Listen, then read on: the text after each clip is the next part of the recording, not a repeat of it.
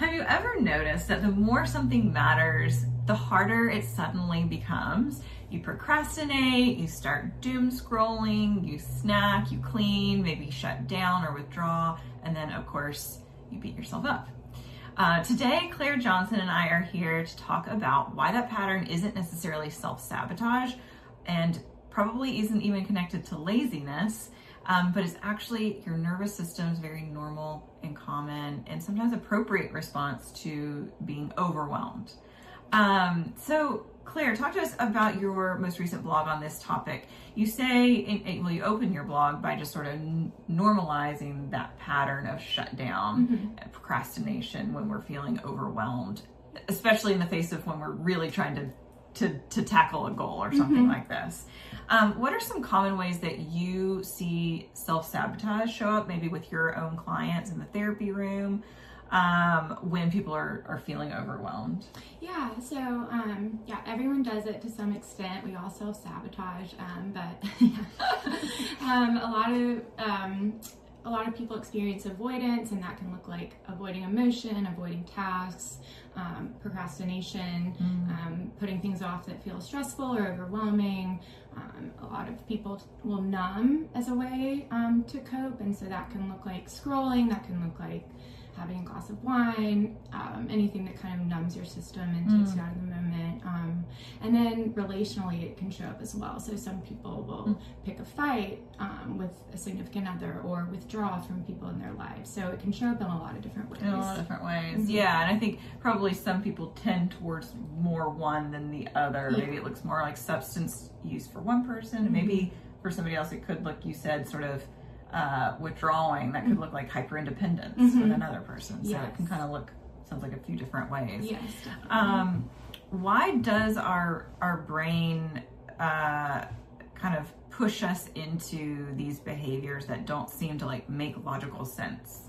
Yeah, so when we're emotionally overwhelmed, our brains go into survival mode. So our thinking brain kind of goes offline, and we revert to behaviors that just make us feel better in the moment. And our brains shift more towards immediate relief of the negative emotion and away from long-term planning or logical thinking. So it's more just making yourself feel better, not thinking about the long-term consequences in that moment. So our brain's really going into a survival mode, and whatever it thinks it needs to do to keep us going. To keep us alive. To keep us alive. Yeah, okay.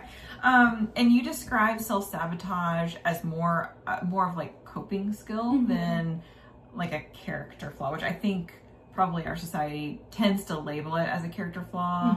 You know, like, well, you just need to push harder, try harder, or you must not care about XYZ. In fact, it sounds like maybe you care quite a bit if you're that overwhelmed by it, right? So can you kind of help us understand that reframe, like coping skill versus character flaw? Yeah, so it's in many of these situations, it's not a lack of willpower, it's not laziness, it's just your system is overwhelmed and you are just trying, like we talked about, your nervous system just tries to keep you alive under a perceived threat.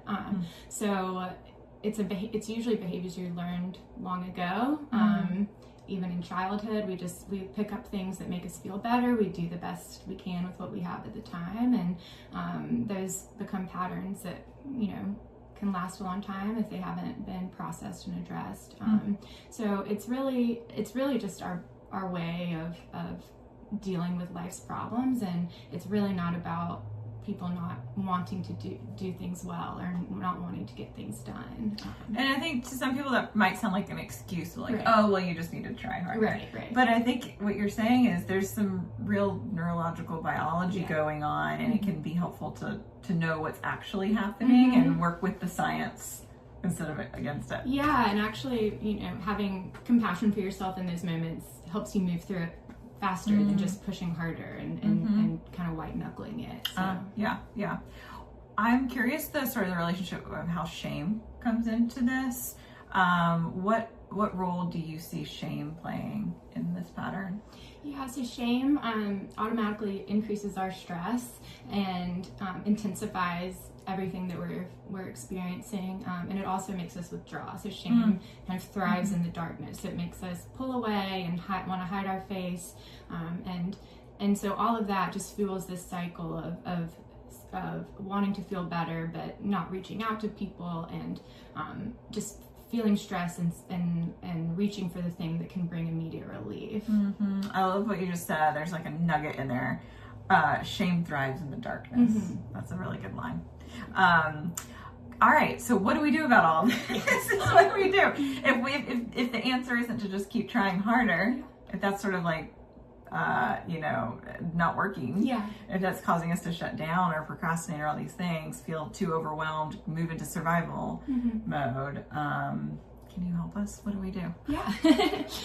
So it may sound kind of counterintuitive to people, but actually just like forcing yourself to do the thing usually doesn't work out.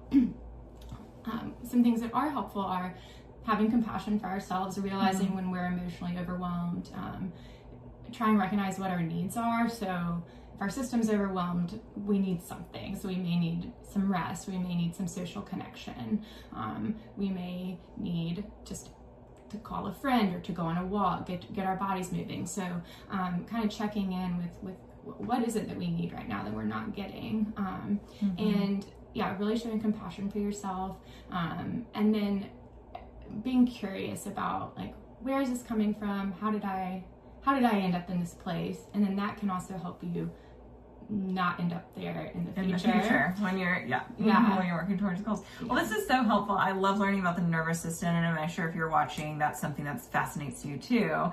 And if you need a little help reaching your goals without shutting down or moving into procrastination or numbing out, and you want to work with Claire or one of our other therapists here at Etheridge Counseling Group, you can head over to etheridgecounseling.com and schedule a free consultation with our therapist matchmaker and get matched with a therapist here at Etheridge Counseling, or get some resources. And if you'd like to be the first one to see our YouTube videos or our newsletter, you can like, subscribe, leave a comment, and we'll see you next time.